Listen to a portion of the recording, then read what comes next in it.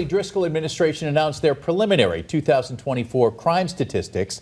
The numbers show that crime has continued to decline across the Commonwealth. Western Mass News reporter Addie Patterson is taking a deeper look at that information. She joins us live in studio to break it down for us. Addie. Chris and Amanda, according to the data, Part 1 crimes, which include things like murder, robbery, aggravated assault, burglary, and arson, all fell last year compared to 2023.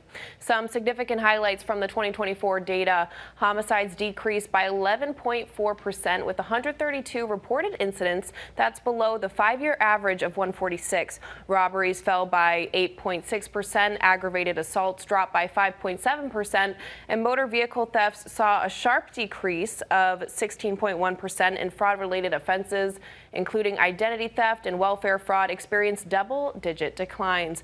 Participation in crime data reporting also reaching a new milestone in 2024, with 394 state and local enforcement agencies submitting a full year of statistics. That's up from 384 in 2023.